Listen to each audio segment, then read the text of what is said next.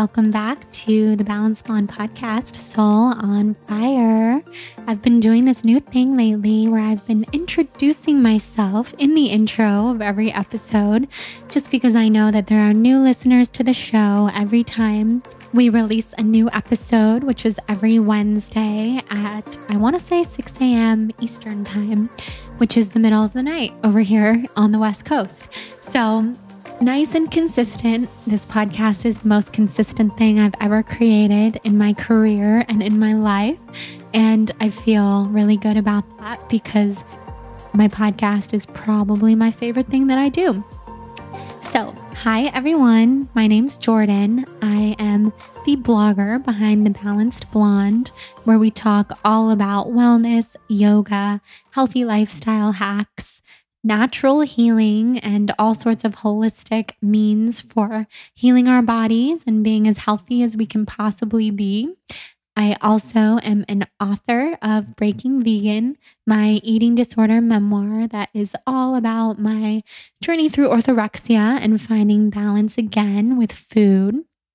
I'm the host of this podcast, of course, where I talk to people who have set their souls on fire from every different lifestyle, career, walk of life. We have shamans and nutritionists and functional medicine doctors and fashion bloggers and psychic mediums and everything in between. It excites me to no end to see what happens on this podcast every week. And beyond the blog and the podcast and my book, I also teach yoga and host retreats and do a lot of speaking when it comes to wellness and yoga, and most recently, holistic healing from chronic Lyme disease. So that is what I'm working on for my next book, and I'm very excited to share that. So you can always expect from The Balanced Blonde wellness, yoga, lifestyle, and quite a bit about my life, because I think the most interesting blogs really talk about life and share behind the scenes with you, because that's what it's all about. So that is me. And if you are a longtime listener to the show, then welcome back and thank you for being here. We have our Soul on Fire podcast tribe on Facebook, where you can meet friends from all over the world and continue this conversation about the Soul on Fire life. You can ask questions. It's a very inviting group. I've never seen such an active Facebook group in my life, and I love every single person in there so dearly. So head over to Facebook, Soul on Fire Podcast Tribe, to join us. And today on the show, we have two incredible humans who inspire me more than they could ever know. We have Lauren Paul and Mae Thompson, the founders of the Kind Campaign, the anti-bullying nonprofit where they go into schools and host assemblies all over the country. They're embarking on their 14th tour this year in October. They've been doing this for a decade, and they lead assemblies on being kind, and they encourage girls to apologize to each other and recognize how important it is to be nice, be kind, and what a long way that goes. So they share some incredible stories in this episode. They share their own stories of being bullied in middle school and high school. They share all about how they met each other and what it's like now to have children. Lauren has her baby story, and Molly has two babies now, Lila and Landon, and what it's been like for them to grow into being working mothers and doing it alongside of each other. And we also talk about all sorts of other things. We really just get to know them here. I was so honored to have them on, and kind of going back to what I was saying with how I don't even think they know how excited I was to have them on the podcast. I've been a fan of what they've been doing with the Kind Campaign for so many years. I came across it years ago. I think it's probably because I was a very, very huge Breaking Bad fan and found Lauren that way. She's married to Aaron Paul from Breaking Bad. And then I found the Kind Campaign. And then I found, of course, Molly, and how Molly and Lauren are behind the Kind campaign. And I just thought it was the coolest, most inspiring thing. I've been a fan from afar for a long time. And then I had the pleasure to speak with Molly on a panel at Bloomingdale's almost a year ago. And we kind of talked about having her on the podcast and then having her on the podcast with Lauren. And we were finally able to make it happen. So to follow these ladies for a long time and just be over the moon inspired by what they're doing, it's one of those pinch me crazy moments to actually have them on the show. Like, wow, I actually have a podcast where I can have people on who inspire me to no end, who are doing something that I wish existed when I was in middle school or high school, and people who are legitimately best friends with each other and have started this incredible business and have just grown it so eloquently and in such a beautiful way, and have touched the lives of hundreds of thousands of girls, young girls, all around the country and around the world, thanks to social media. It's just very special to be able to have them on the show and chat with them. So I hope that they're listening to this so that they know that they absolutely made my day and week and month by being here, and getting to share this conversation with all of you is just the cherry on top of the entire conversation and situation. So thank you to Lauren and Molly for coming on the show. Thank you to everybody for listening and for being here. And before we dive in and talk all about the Kind campaign, I want to tell you about our fabulous sponsor, Thrive Market. So we have a new special with Thrive Market for everybody listening, and that is that you will get an additional 25% off of your first order, plus a 30-day free trial on their website when you go to thrivemarket.com/blonde. That is thrivemarket.com/BLONDE for an additional 25% off. And I say additional because everything on thrivemarket.com is already up to 50% off of what you would find at a normal grocery store or any other retailer.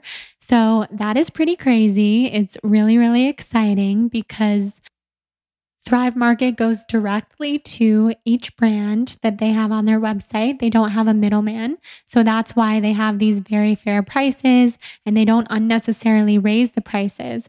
So you can find everything on there, which is thousands of the best-selling non-GMO foods and natural products, and so many other things, always at 25 to 50% below traditional retail prices.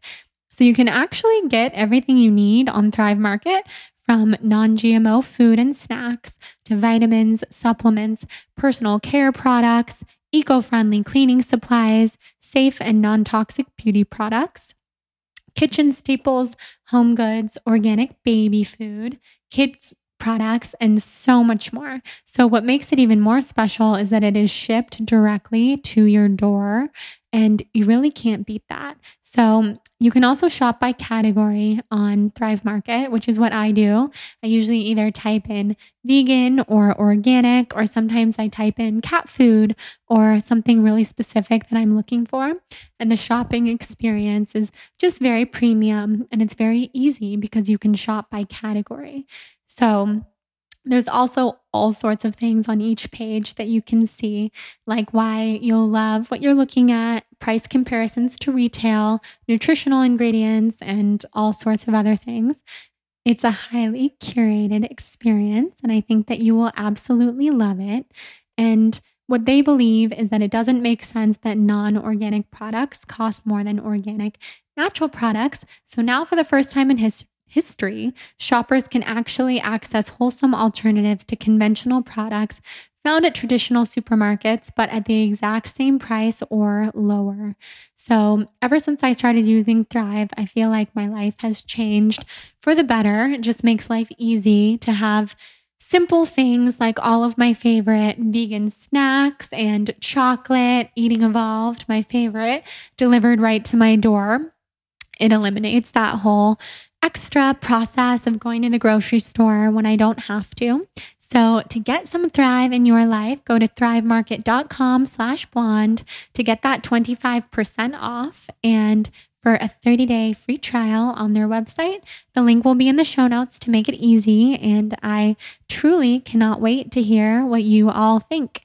So that's Thrive. Thank you for sponsoring the show. And now we will head into today's episode with the beautiful and inspiring Lauren Paul and Mae Thompson.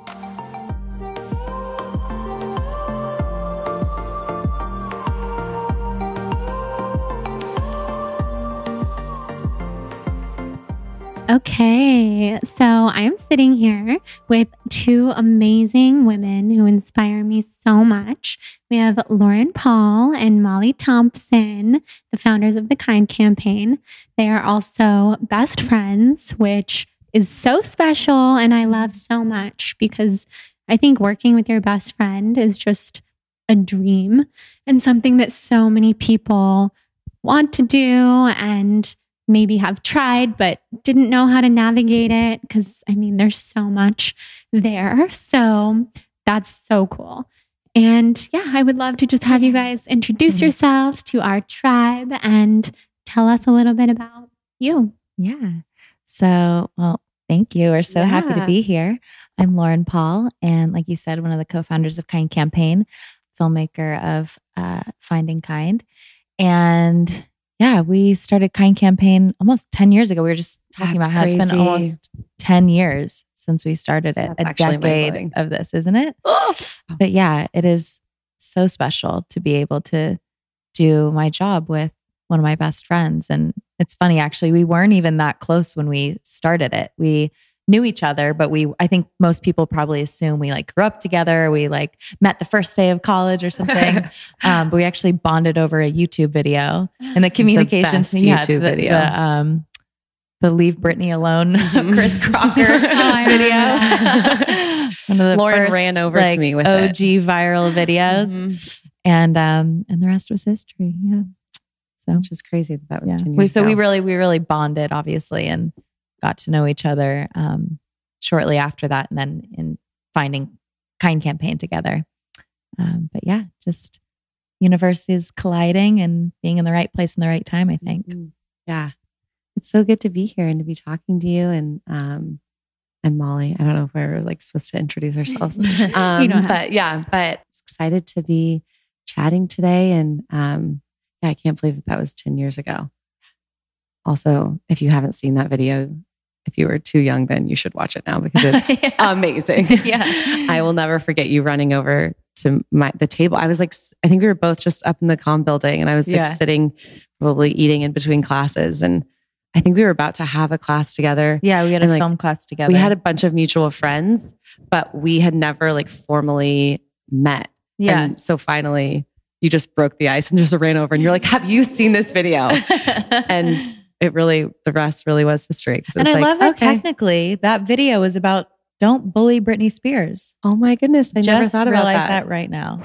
That's actually amazing. That's kind of interesting. Yeah. Because like that was kind of during the time when people were just really giving her such a hard time. And I just like felt for her. And then that amazing video came out and and there you go. Met. There we go. That's so funny when you think about it that way. It's like, it's all kind of fate.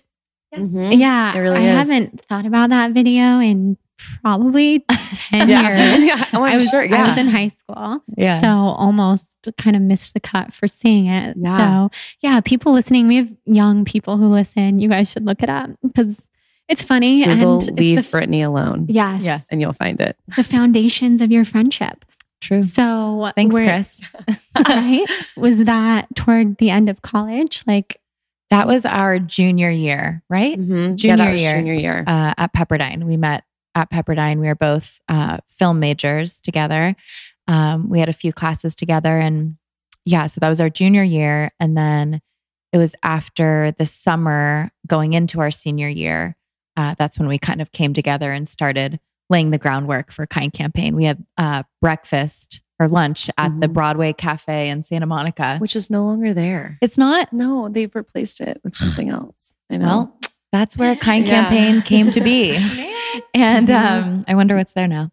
And yeah, so I had just had this really incredible experience at this film festival called Mountain Film that summer before, and just felt really inspired by the experience that I had there.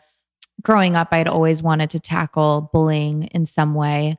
I don't know if we'll end up diving into this or not, but we both have experiences with bullying, as I think we all do, all have at different points in our lives. Mine being in middle school, Molly's in high school.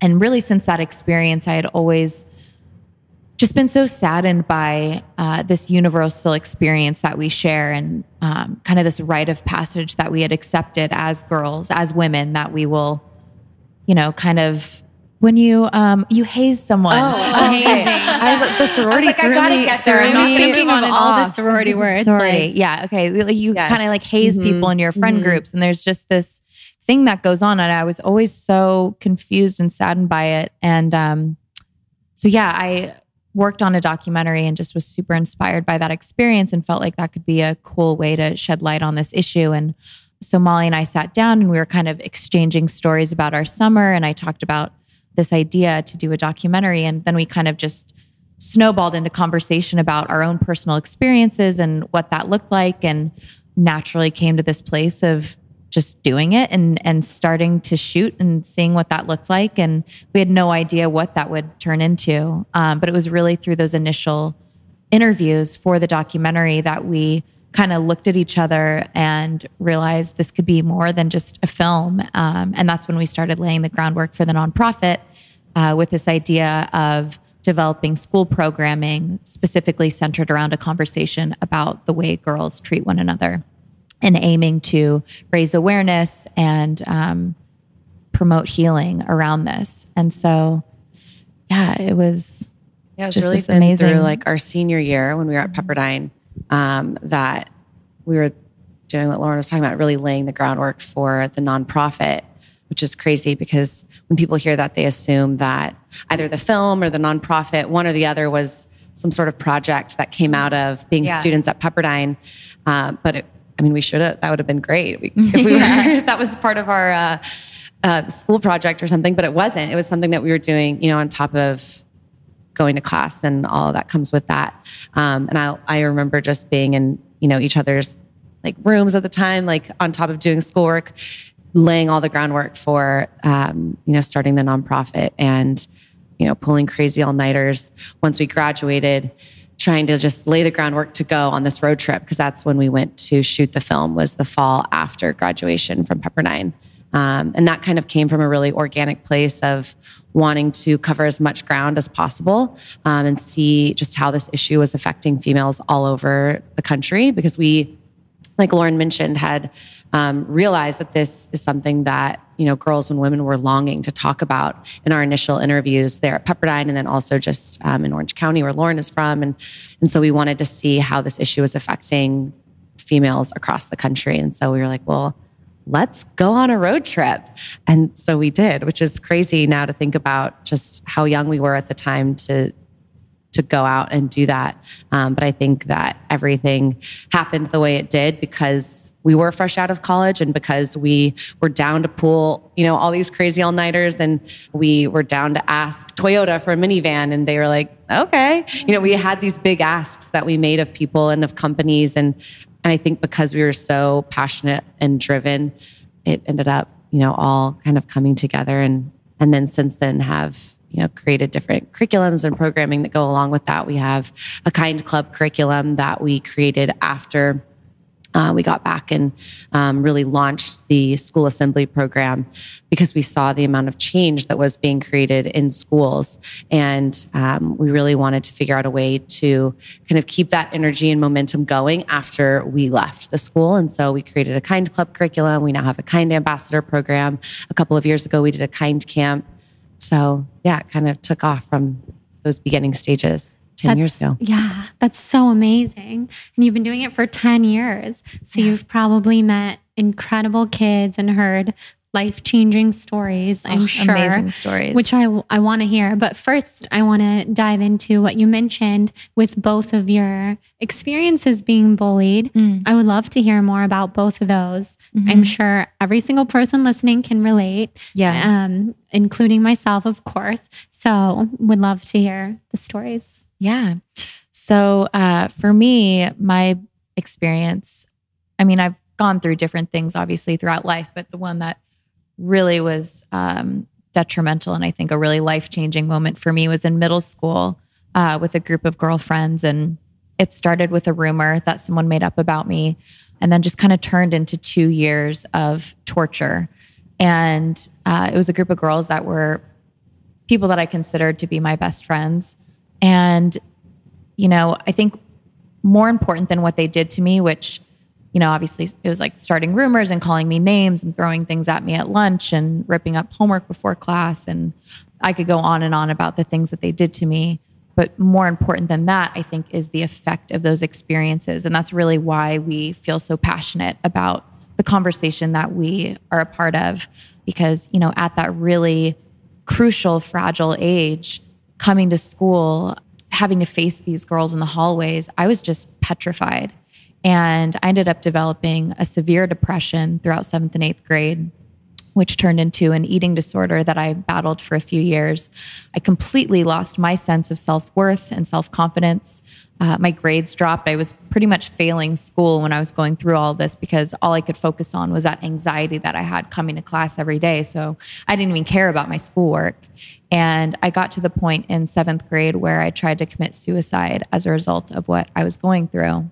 You know, obviously suicide is such a serious thing to talk about. And, you know, I find it really important to just be very open and honest about that chapter of my life, because as we've traveled and had this conversation with hundreds of thousands of students across the world, it's unfortunately not uncommon to have girls come up to us after our assemblies letting us know that they've had thoughts like that, or they think that, you know, that could be the solution to whatever it is that they're going through. And so, you know, I just find it really important to stand there in front of those groups of girls and to remind them that they're not alone, that suicide, and also for anyone that's listening, you know, I know that that's having those thoughts is common. People go through it. You are not alone if you're listening and experiencing that, or if you have in the past or you do in the future. But just to know that suicide is never the solution to anything.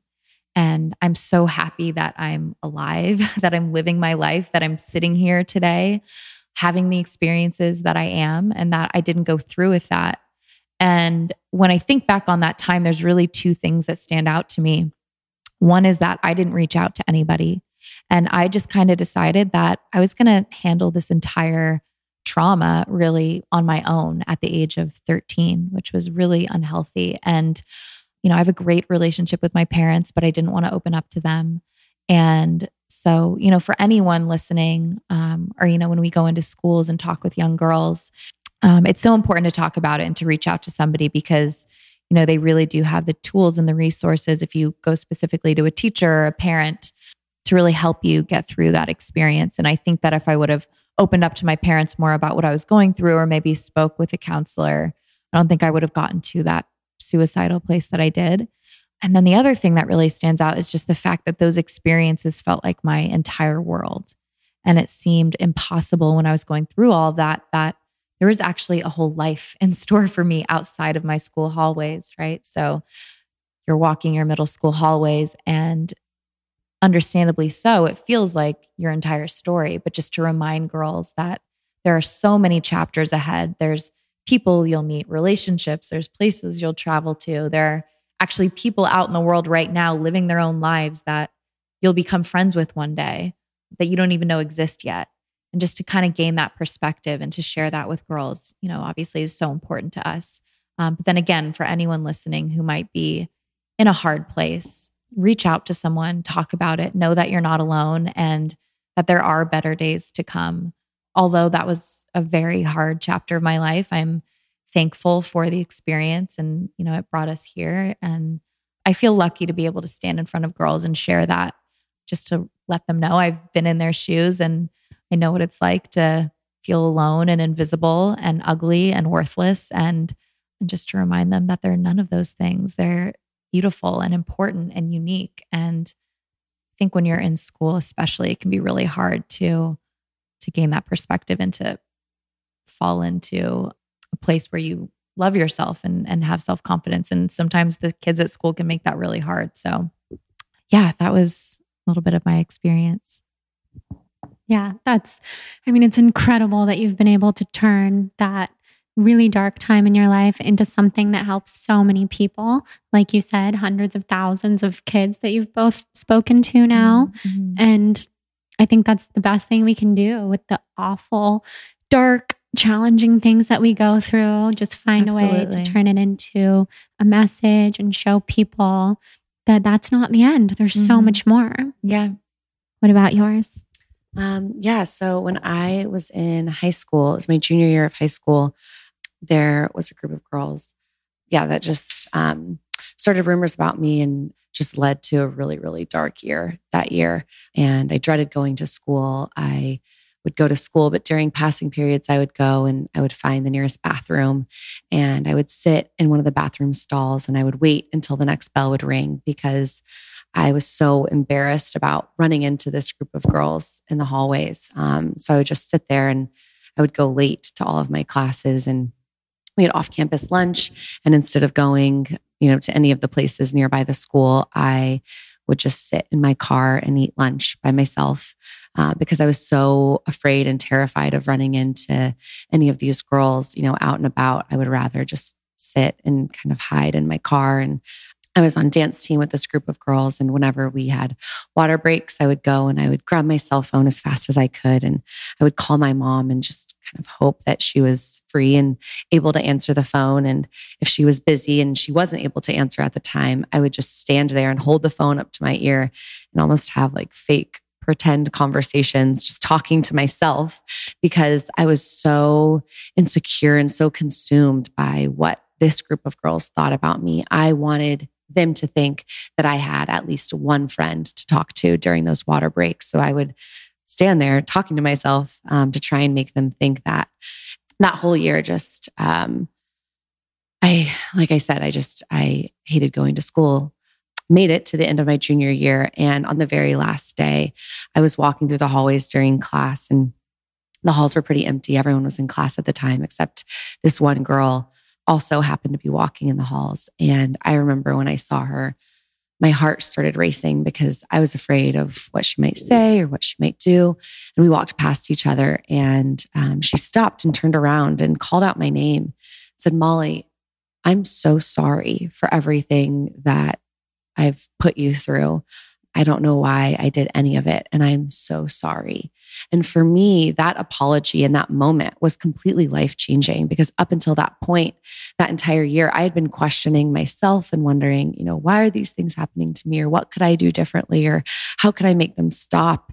And her simple, apology and letting me know that she didn't know why she was acting out in that way allowed me to see that there was light at the end of the tunnel and that negative experience that I was going through wasn't going to be my entire world for the rest of my life. And so I was able to take her apology in and forgive her and move past those experiences. And I went on to have an amazing senior year experience, one that I would have never even dreamed of having any one of the days of during junior year. And so I love being able to share not only what I went through, but more importantly, the fact that, her apologizing to me and kind of what came out of that and how that did completely change, my senior year and the rest of my life. I love being able to share the power of an apology whenever we're in schools. And again, to anyone listening, just recognizing that. And a big message behind Kind Campaign is that we've all been on both sides of this issue. We're not about pointing the finger at anyone and saying that, you're a bully or you're a mean person, because we've all said and done things that have negatively impacted other people. And really, I think there's so much power and hope within that because of that, we are the ones who have the power to create change and to take ownership of maybe some of the things that we're not so proud of or some of the things that we've said or done that have hurt other people and to apologize to those people. And so to be able to stand up, in front of rooms of young girls and to be able to share the power that they have within their own words and the power of an apology is really incredible. And we're able to witness that in assemblies because one of the activities that we do with the girls is called a kind apology. And so we give them the opportunity to apologize to someone for something that they've said or done. And it's one of our favorite parts of Kind Campaign and of the interactive activities that we do with the girls, because we see the girls, writing out their apologies and getting so excited to go and give their apology to the person that they've written it to, that oftentimes, we tell them to hand it to that person after the assembly, but oftentimes they're so excited about wanting to hand it to them immediately that they'll get up in the middle of the assembly and walk over and hand it to that person. And just to be able to witness these girls having those moments of reconciliation and healing, and the conversation, and oftentimes, hugs and tears that occur after that apology, it just showcases that, the apology is not only so powerful for the person receiving it, like it was in my case, but it's also so powerful for the person who's giving the apology as well. And so, yeah, that's what I went through, in high school, but also just a little bit about kind of how it feels to be able to share that with girls and what we do in our assemblies. I love that about the apology. Yeah. Well, first of all, everything that you described about your junior year just makes my heart hurt. It's so sad to think about, especially just looking back, like at such a young age, and you really don't know what to do about it. And I can just imagine, I call my mom like during anything that happens, probably 10 times a day still. So I love that your mom was always there for you. And that's so hard. But the apology thing is huge. And I think that's something everybody listening can take away too. You don't have to be in middle school or high school to recognize how important it is to apologize to someone that you've hurt. And sometimes I still think about middle school and high school and things that I did and said to people. And I actually get the urge to apologize like I love that. 10, 15 years later. And I have, because I'm still friends with a lot of these people, even if the things were minor or I don't know, but looking back, I'm like, oh, how did I ever do that? But we were just so young. So apologizing is it when we share this with the girls, it's not only healing for the person you're apologizing to, but it's healing for yourself as well, so that you don't have to carry the weight of that guilt, or 20 years later look back and regret something and wish you could do something over. So, but I love that you've reached out to people. I think that's so cool, and we've witnessed that through our online community, seeing women reach out to women, people that they haven't talked to since middle school, and just finding them on Facebook or something and apologizing. And it's so powerful. It's incredible. One of my favorite things during our assemblies is, when we're speaking, you can scan the audience and you see all the clicks and all the different dynamics at play, or you can see a girl in the corner sitting by themselves and by herself. And a lot of times during these assemblies, there's one person in particular who receives a ton of apologies. And you just feel in that moment, this is someone who has a really hard time at school, who comes to school scared, who feels alone, who for whatever reason has been the target. And to be able to see collectively a student body recognize that that's not right, and recognize the power in apologizing and making amends, turning this girl's life around, is so, emotional and like impactful and incredible for us to witness. But just to watch a girl walk out of the school auditorium with like 20 kind apology cards in her hand is just, and you just know she's going back into those lockers or school hallways with a new sense of confidence and, some healing that had taken place. And so, it's incredible how just this little piece of paper can truly transform someone's school experience. Yeah. I can't even imagine for that person sitting alone to then receive so much love and apologies, probably for the first time, must just completely change her life. It's pretty incredible. Cool. So what are some stories that stand out that you've heard that people have told you from going into their schools? Just something that really, really stands out in your mind? There's so many. I wouldn't know where to start. And I feel like I'd love to talk about some new, think of some new ones. Something that it's not new, but we haven't talked about it in a while. And as we were talking about the apologies, and maybe because I'm going to Chicago this weekend, it's on my mind, is actually when we were on the road trip to shoot the film. So this is in the documentary, or part of this is in the documentary, not the follow-up, because we didn't know what happened, after we left until later. But speaking of just like the power of an apology and how that can truly change the course of someone's life.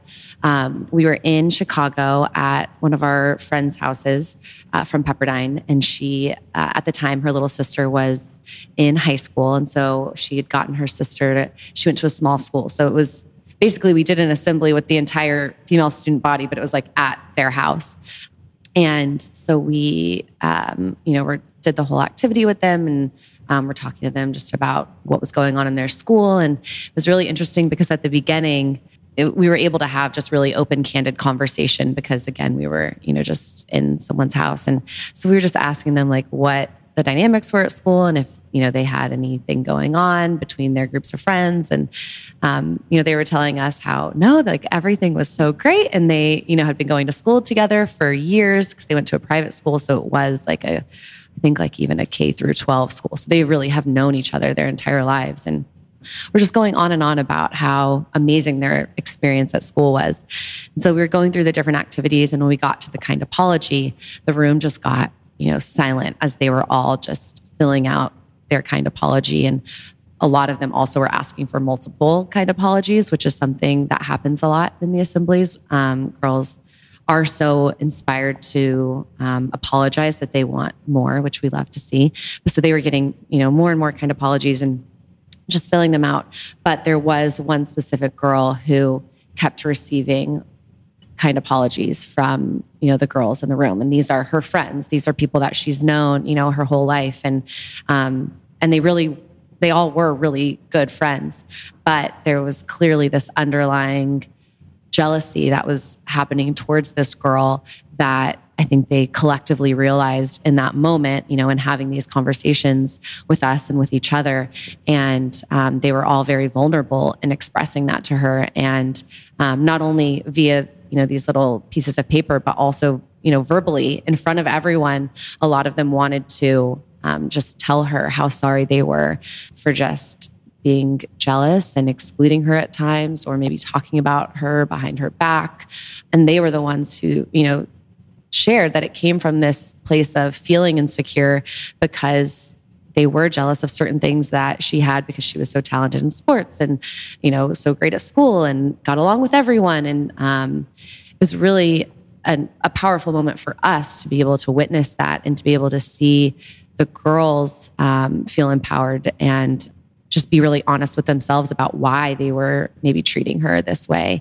And again, like I mentioned before, like these were her friends and are her friends.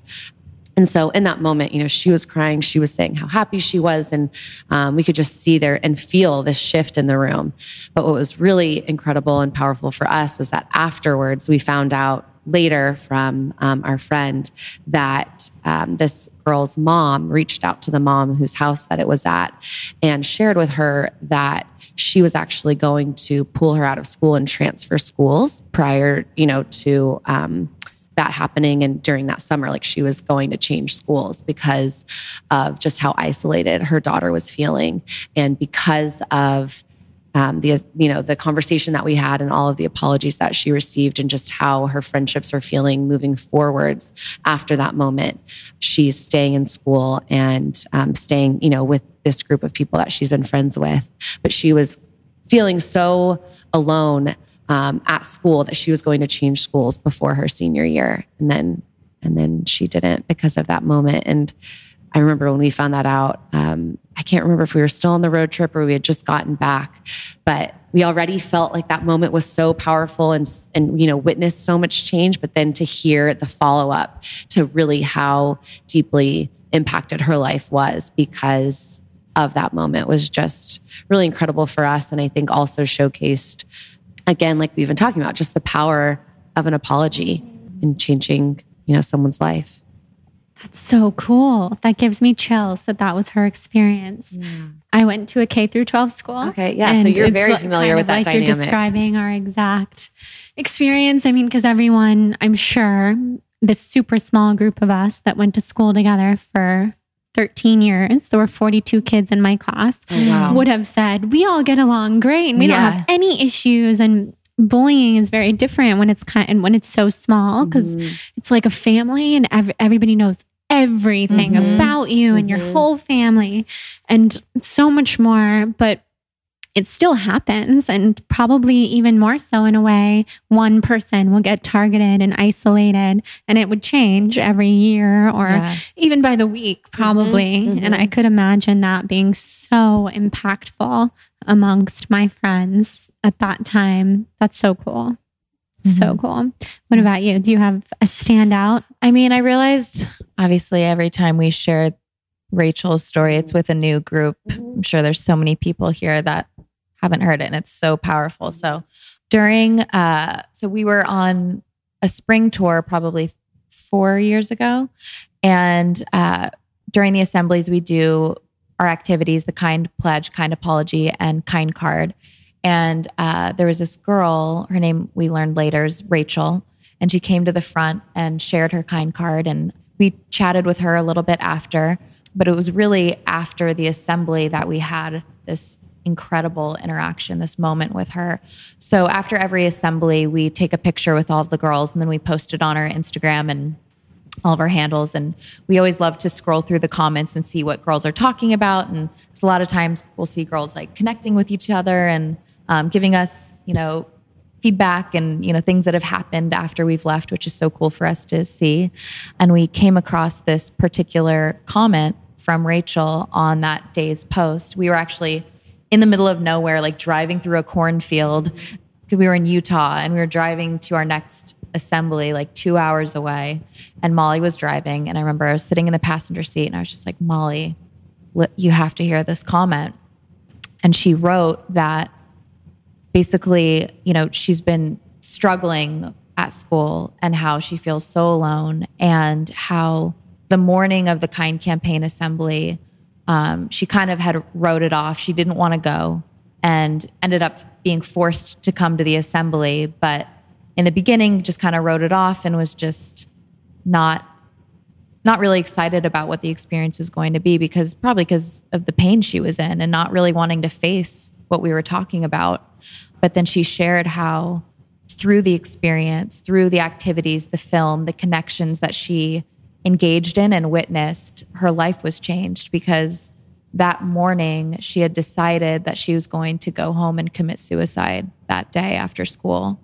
And she shared with us how through the experience at Kind Campaign, she realized that she's not alone, and that, like I was saying earlier, there's so much ahead of her. There's more to life, that these broken relationships that she was currently experiencing, which were causing so much anxiety, they're temporary, that it's not her whole world.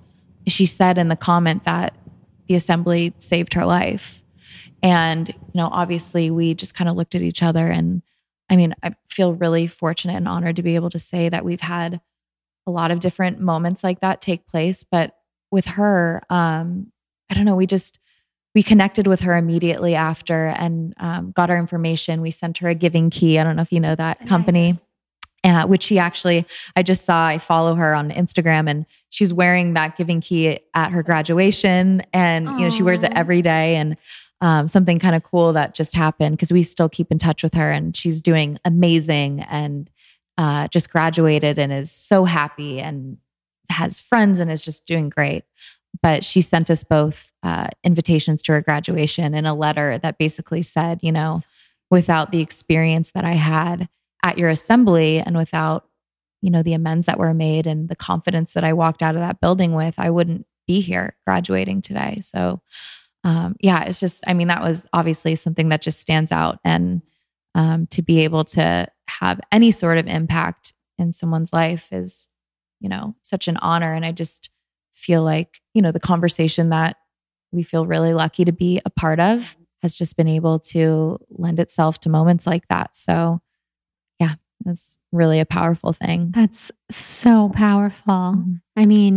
How crazy to not only to impact someone's life that way, but to keep in contact with her as you have and see her life now. Yeah. She's just like, every time I see her post a picture, it just like makes my heart so warm. She's just glowing and smiling, and literally she wears that key in every single picture she posts. That's amazing. Yeah. It's really, She's amazing. She sounds incredible. Yeah. That is so cool. Mm-hmm. It's pretty blown surreal. away. Yeah, totally blown away.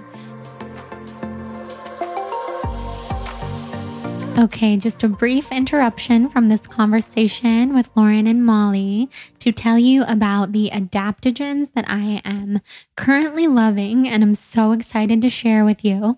So this is one of the easiest ways that I'm sneaking adaptogens into my life right now. They are some of the world's most potent adaptogens in one daily cup, and you don't even have to buy a bunch of expensive jars to use them.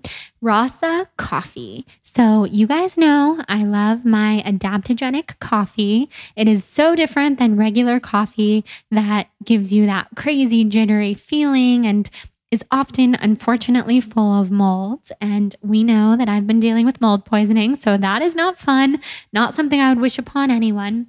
Rasa Coffee, with a K, is the world's first conscious coffee alternative, and it offers 7 of the world's most revered adaptogens, plus 2 mushrooms, chaga and reishi, and 4 other herbs that are great for gentle detoxification, digestive support, and nourished, radiant skin. But back to those adaptogens. As you may know, these are herbs that are clinically proven to help our body adapt to stress. They work with both your endocrine system and your nervous system to make you stress less, essentially by cueing your body to thrive under stress instead of buckle under the pressure. And that is something that we all need, especially in this day and age. They're truly amazing herbs, and the team at Rasa has worked hard to make these incredible herbs as accessible as possible. You can use them right in your morning coffee ritual. It's delicious with almond milk, or you can blend it with coffee for just an adaptogenic boost to your regular coffee. You can use it as your base for adaptogenic lattes, like I use with my 4 Sigmatic chaga. Or you can do what Jonathan does and use the Rasa coffee in a French press and then add bulletproof MCT oil and either coconut butter or ghee or something to make that fatty with a pH Rasa coffee, bulletproof style. You can add cacao or vanilla, and it's so delicious. Not only are they so healthy for you and so yummy, but they're lovingly packaged in compostable packaging and priced to be an accessible way to get your adaptogens daily. They have so many different health benefits for you, and I know that you're going to love them. So visit rasacoffee.com, that's RASA, coffee with a K.com, and use the code BLONDE15 for 15% off of your first order. I know you guys are going to fall in love, and tell me what you think when you try. When I was in high school, my boyfriend had severe depression and tried to commit suicide multiple times. And then we were together for years afterward. And this basically became a pattern that kind of happened like probably 10 times. So impacted everyone's life around him more than he could ever imagine. I'm sure that's something you guys touch on too, like the whole topic of suicide and people not realizing how many people care about them that they're leaving behind.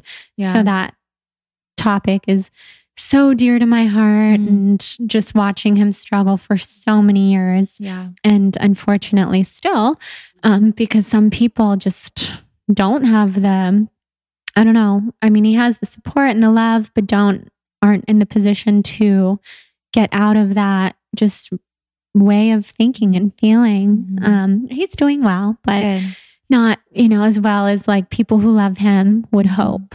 So it's tough. And I think had we had something like this when we were in high school, although he did not go to my tiny school, he went to the public school right next to it, would have been so helpful for him and for so many people. So that's all amazing. But switching gears to something else that I love is that you are best friends who work together. And I would love to hear more about that, just the dynamics of work and relationship and all of that. So I mean, being able to work alongside one of your best friends is just the dream, right? It's like, and it's so funny because I feel like a lot of people are very wary of that and the idea of working with a friend, understandably so, can be a little scary also. But we've had just such an incredible experience. I mean, Kind Campaign, I think, is as successful as it is because of the relationship that we have as partners and as friends. You know, from day one, we've had this very strict policy that communication is so important. Like if we want to do this and we want to do it together and maintain our friendship, then we're going to have to, you know, of course there's going to be things that we don't agree on, and you're starting a business together as well. And so how important it is to talk about everything, to make sure that you feel heard and understood. And I think we've been really good about sharing with each other. You know, if there's ever something that we feel like there's been a misunderstanding or we're not on the same page or we have a different idea about something, that we just calmly and respectfully share with the other person what that looks like. And that's what we've done since day one. And thankfully you know, there've been a handful of those moments, not many, but you know, and then to receive that and to digest it and to just have a respectful conversation about whatever it is. And, you know, I think that's been something that's really served to our benefit. And again, has allowed us to move forward. And when a lot of people, I think, get really stuck in pride and have a hard time moving past something because they want to like stick to what they think or not hear the other person. And I think we've just done a really good job at navigating those waters. To be able to like travel the country with your friend and to go into schools and have these experiences. I mean, and we talk about this all the time. Something that's so awesome is like, you're the only person literally on the face of the earth, not even my husband. Like you are the only person that knows what that journey has looked like. And it's so interesting because it's like, we always say, God, I wish like our friends or even our family could like be a fly on the wall during a tour, or just could have been in the room to just see all these different building blocks that brought us to where we are today. But like, you're the only person who knows. But that's so special. I actually don't want them to be flies on the wall. Like, I love that it was just you and me. And yeah, I mean, I'll let you chime in. No, it's just crazy. I mean, it's just crazy thinking about that as you were saying that and like thinking through, like, I feel like there's a reel of like our journey with Kind Campaign going through my head. And it's kind of making me nostalgic and like emotional at the same time. I'm also very hormonal. So I just like was about to start crying. But yeah, no, it's been just really incredible. And I think, you know, thinking back to the early days that we were talking about earlier, and like what Lauren was talking about, like having conversation and having dialogue be so important. We learned early on that without that, like we wouldn't be where we are today for sure. And that goes for any relationship. Yeah, definitely. So important. And I think, we figured that out early on when we did, you know, have like things that we wanted to talk about or, you know, conversations that needed to be had. And at first we were a little bit more timid or didn't really know how to approach those things because we were two friends, you know, going into starting a business together.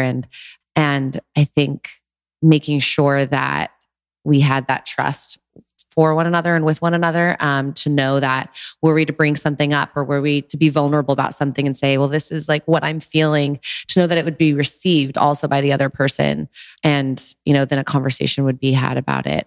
That I think was key for us for sure. And those things can be scary. And I mean, we were really young then. And I remember like certain conversations seemed so big and so scary at the time because it was also, I mean, there were so many things that were so new. Starting a business obviously was so new. Having those types of conversations was so new.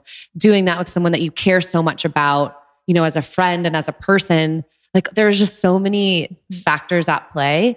And I'm really proud of us for like being able to navigate that. I never thought about until you said how young we were to think about like the types of things that we had to navigate in that first chapter, because there was just so much we had to do to be able to establish Kind Campaign. It was like endless amounts of work on top of being friends and trying to maintain a friendship through working on that. Right.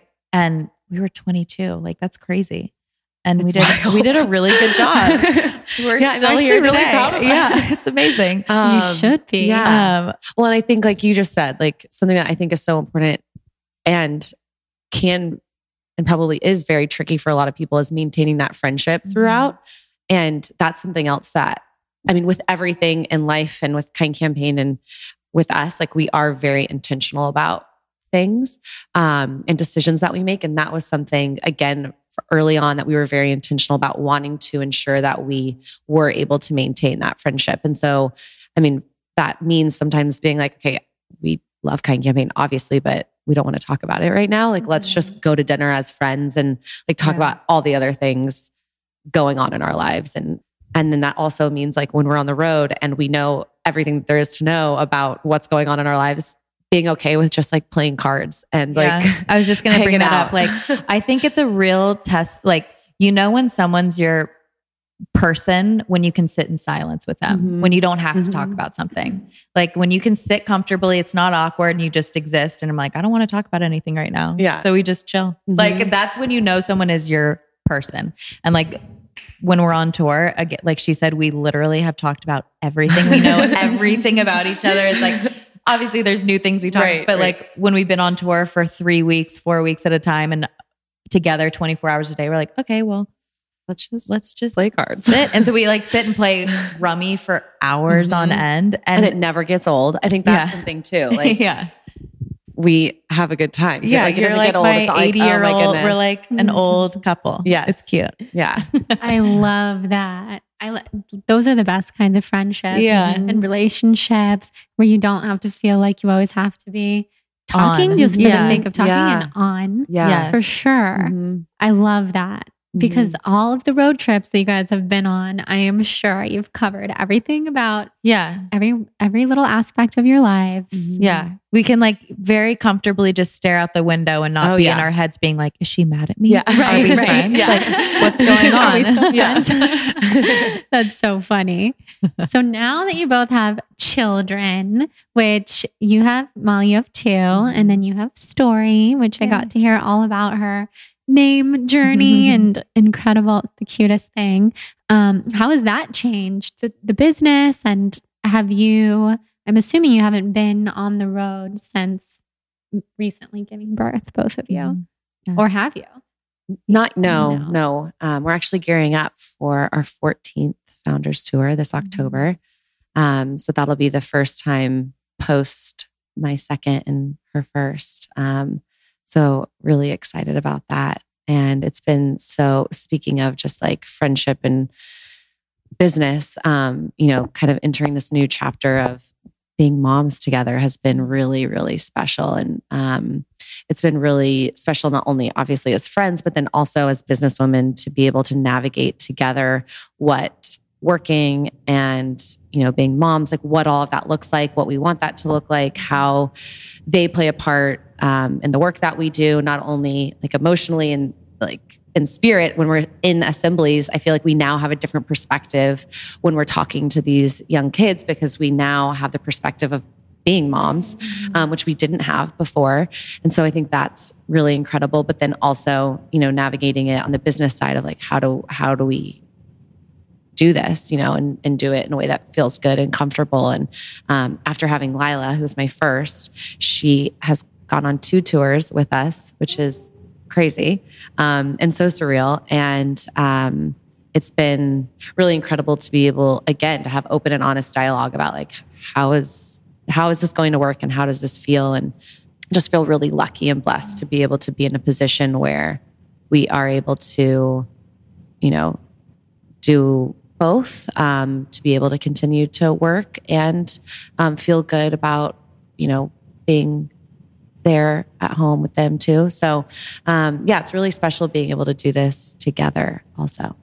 You said something that I wanted to chime in on when you said how this has been kind of a cool new chapter as we're, entering motherhood or have already entered motherhood, and navigating that as friends. And for me, towards Molly, it's been so like, I've loved this chapter so much because it's opened up this new, I don't know, maybe this like new door in my heart towards you where I just like look up to her so much as a mother and like really like look to her for advice. And now you're really going to make me cry. No, really, you're so amazing. And just to see from day one how she not only like with Lila on tour and navigating Kind Campaign, but then just how she really has done such an amazing job of like maintaining her own life while being a mom. And that was always something like I was really scared to have kids because I was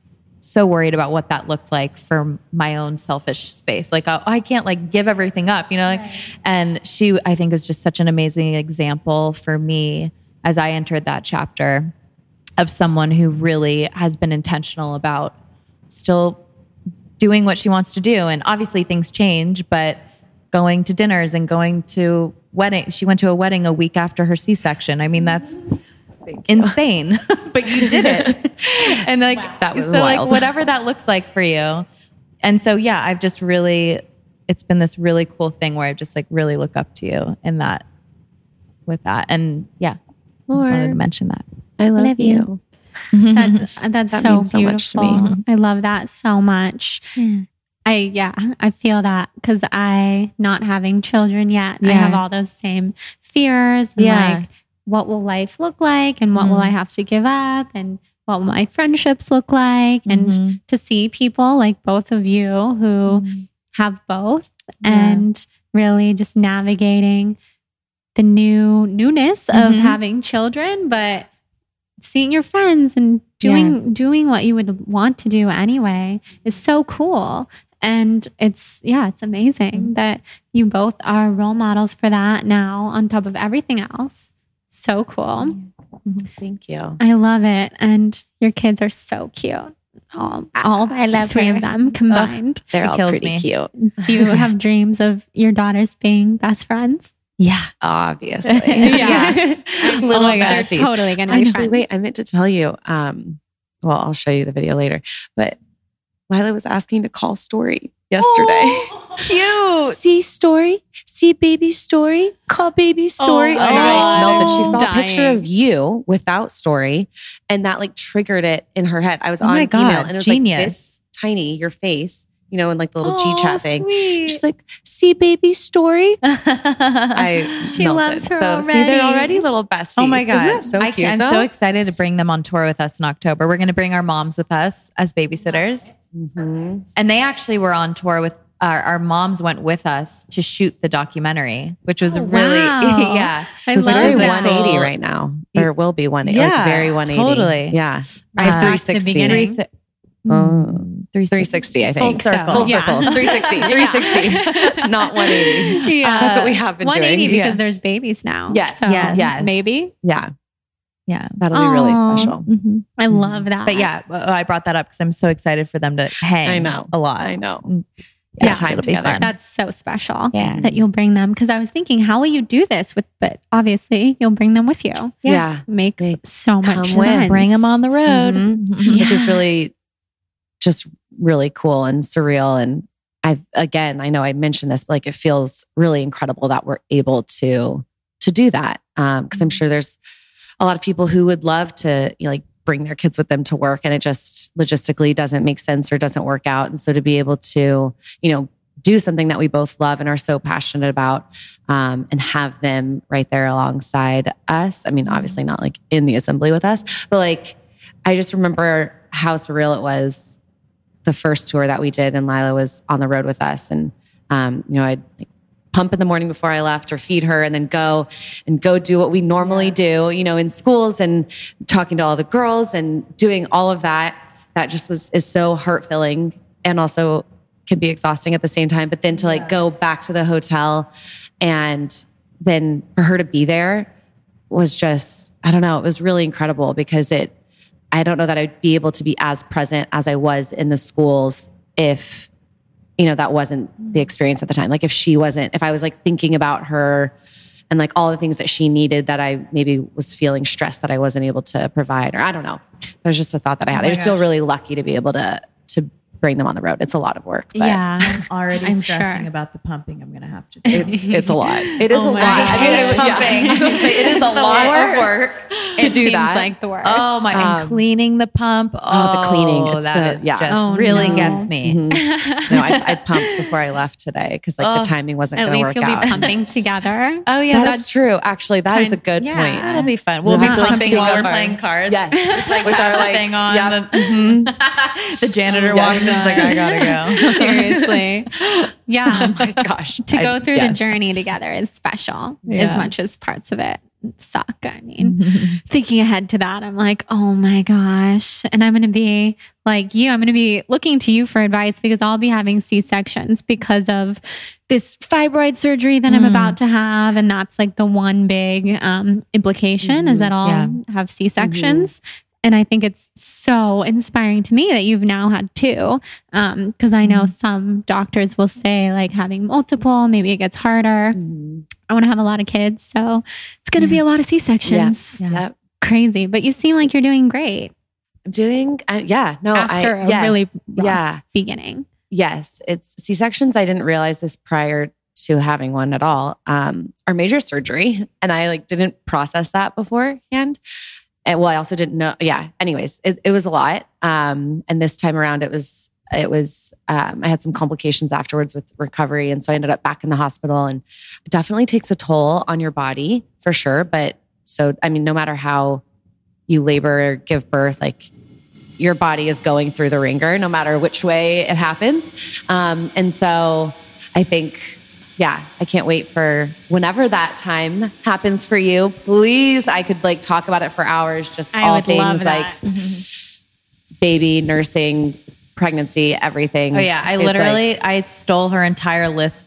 Everything that I use is Molly's stuff. I was like, what stroller, what car seat, what diaper bag, whatever. And I love it all. It's like, tell me all the things. And that's so what grateful to have that. I will be coming to you. Yes, because I was scared about that at first, just because to have that decision predetermined for you before you're even thinking about having children yet isn't ideal. But it's not the worst thing in the world either. Yes, as illustrated by you and lots of incredible people. So, and it's true what they say. You've heard a million times, like no matter what, I don't know if you just said this, but no matter what your labor looks like, the moment you see your baby, it all goes out the window. It's so true. Like it can be traumatic. And then the minute you see the little squishy face, it's just all, you're like, I'd do this a million times.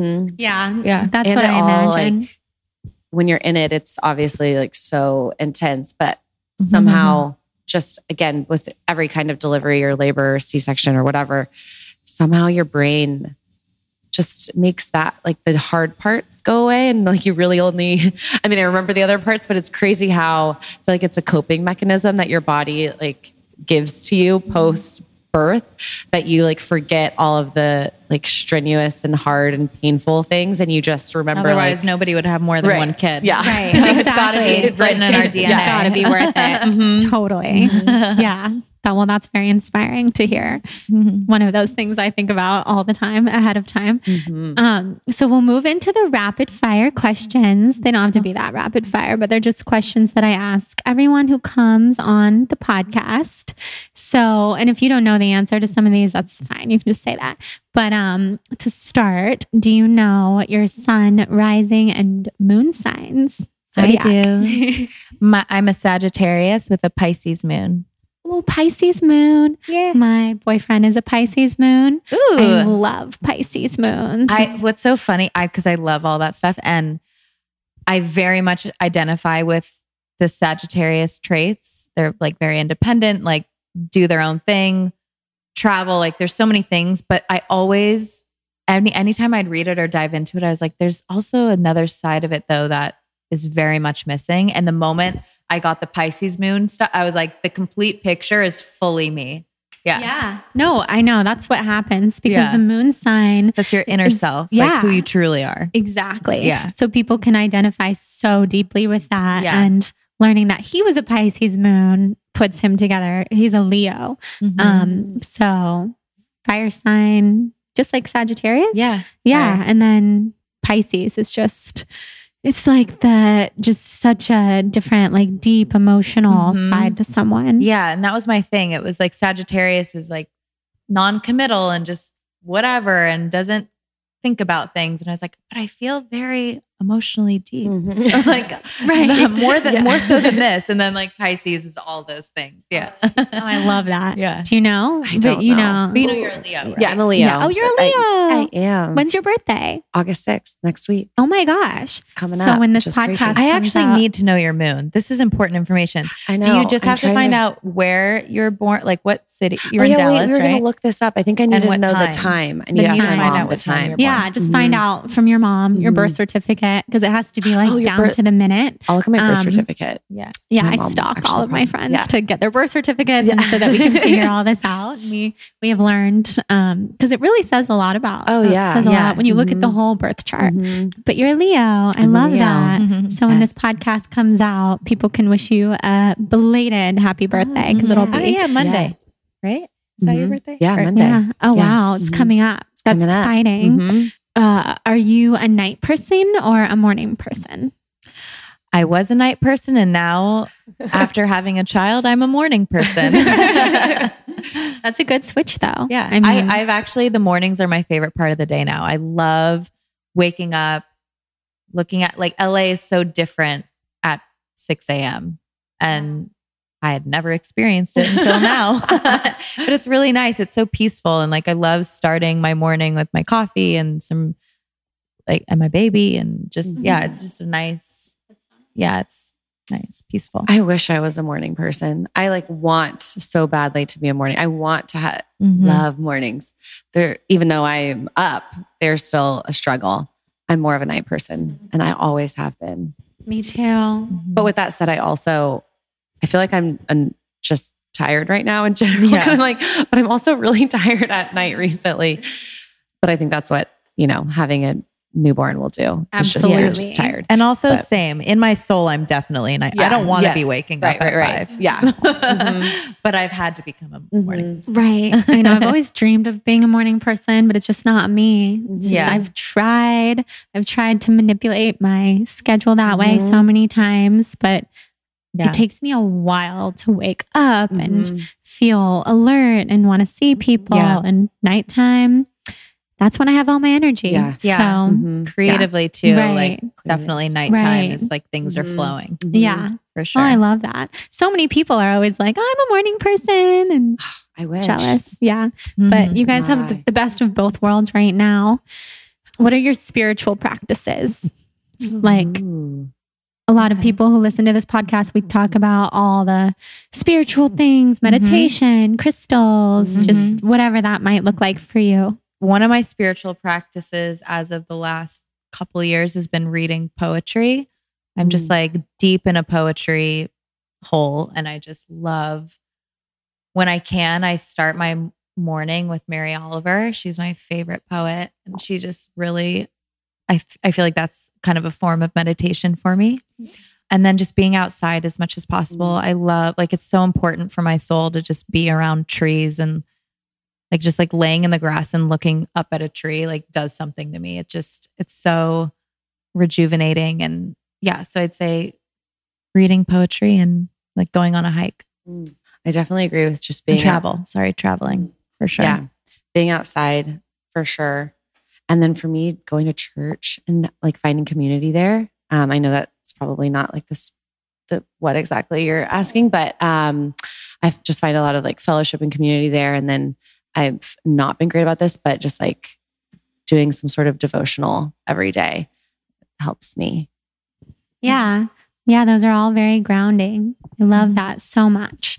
The poetry thing I've been so into too. I go through phases with poetry, and I like to write poetry too. And I'll go through phases of like I was writing a ton of poems earlier this year, but then after I just started feeling so sick, kind of stopped doing that, but I really miss it. And I've been thinking about it so much. So hearing you say that makes me.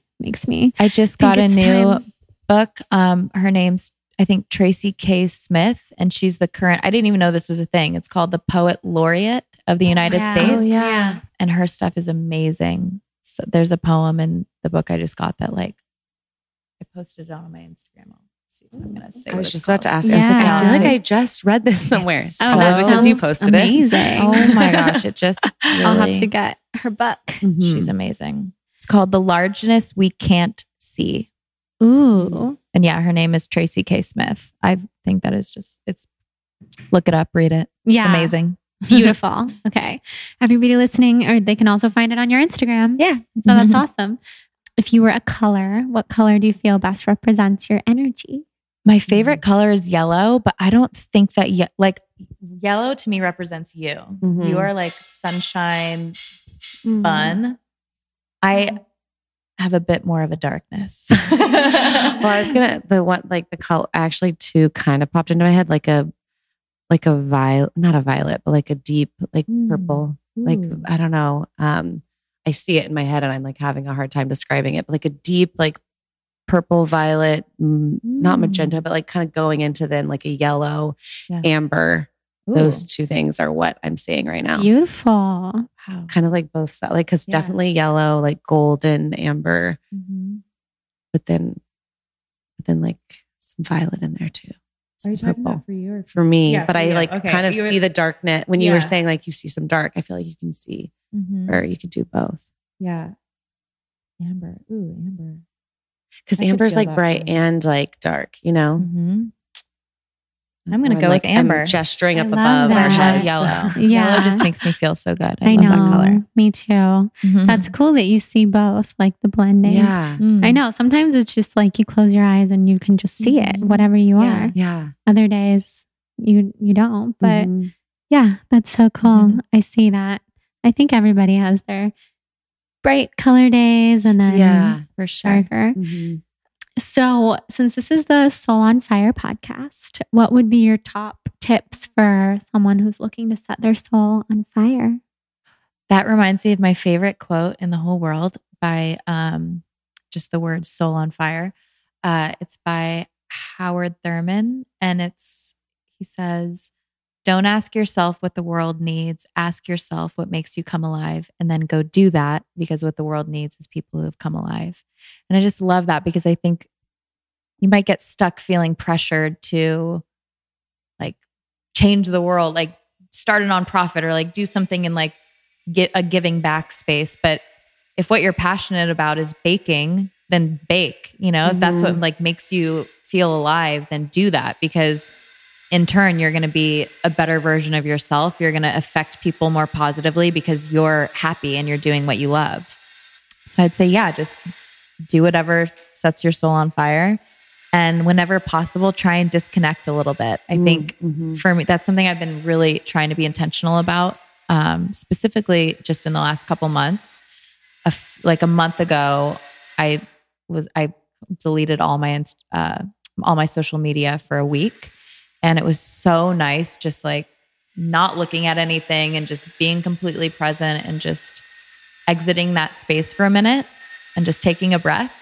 And it felt really good. Like I actually really didn't want to go back on it. And I did. But how much I felt, like how much it made me feel like I didn't want to go back on was really interesting. And I like sat with that for a while. I'm like, well, what is that telling me? If I'm like feeling much better without this, that's something I should pay attention to. So even just taking a week off really actually totally changed how I've been using it ever since. Like I definitely don't look at it as much. And I don't know. And it obviously social media is amazing. And it's honestly one of the reasons why Kind Campaign got as big as it did. It's such an important space. But I think it's good to just kind of take a break sometimes.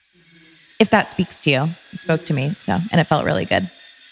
For me, like a tip to set your soul on fire is just being around loved ones and like feeling and paying attention to how you feel when you're around loved ones. Because I feel like that's when, I don't know, you can be your most authentic or true or just like happiest self, or at least that is for me, like being around people that make me feel good about myself and like honing in on that and paying attention to who those people are and like what we're doing. Oftentimes it's just like sitting around and talking and, drinking wine or eating good food and letting that kind of fill you up so that kind of like Lauren was saying, you can go out and I feel like give more of yourself to the things that you love. If you kind of allow yourself to be filled up and make your heart as full as possible by doing whatever it is that you love. But for me, it's, just being around loved ones and kind of soaking all of that up. And now also like being around my little babes and trying to just take every moment as it comes. And there are times where it feels like the days are never ending. And I'm like, oh my goodness, I can't wait for nap time, or like the days just seem so long. But then at the same time, there's so many little moments throughout the day that I try to like stop and appreciate them for what they are and like let them fill me up. So whatever that is, for anyone listening, just being intentional about like letting the things around you in your life like fill up your heart and fill up your tank, so that then you can go out and give to others and fill up other people's tanks. Those are such beautiful tips and quotes and everything. I love all of that. And it's so true. Taking a social media break is so important. And I've done that. Whenever I do that, I have the same reaction. Like I don't want to get back on. Like the first day is usually hard because you keep reaching for it and thinking about it, but then it gets easy. And then life just is so nice without it. But it has its benefits. Like you said, it's grown your business and it's given me my business and it's so great. But having those boundaries and being intentional with your time and who you spend it with, those are huge. So if someone was looking to get more involved in the Kind campaign, where should they go? Well, you can obviously follow us online. Online. That feels like such a AOL.com online. Dial up broadband. Like what? Follow us on Instagram and Twitter and all that at Kind Campaign. Then our website is kindcampaign.com.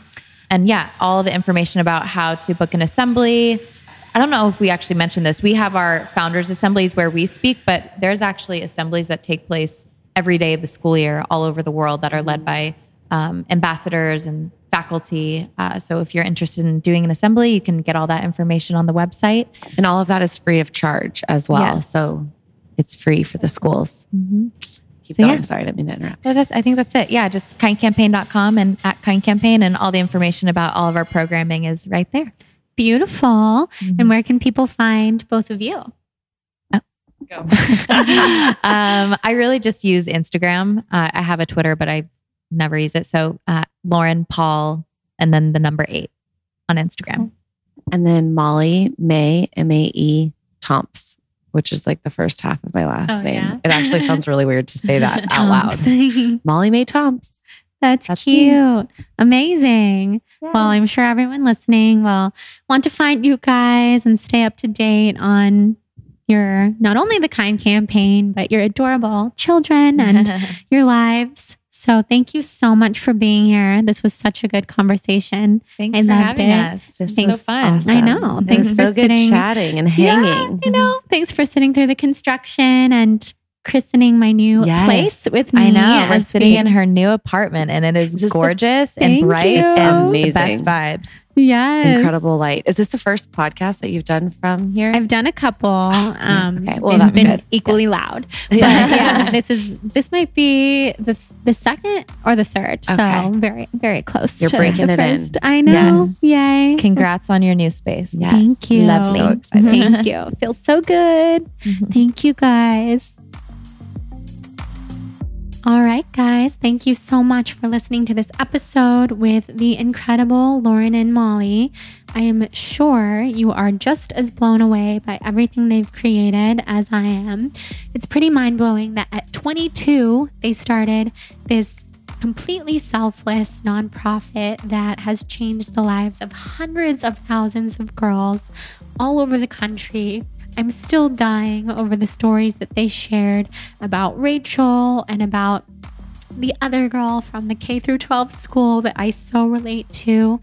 And I'm just so inspired by who Lauren and Molly are as people, as mothers, as friends, as wives.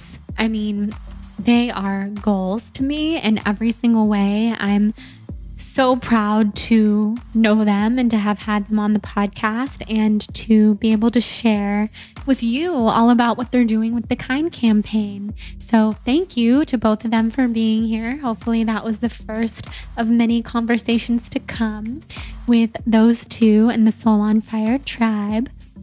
And thank you to everybody for being here and for listening. Also, check out our sponsor, Thrive Market. Use that code, or not a code, but link, thrivemarket.com/blonde for 25% off of your first Thrive Market order. And head to rasacoffee.com for the best adaptogenic coffee of your life.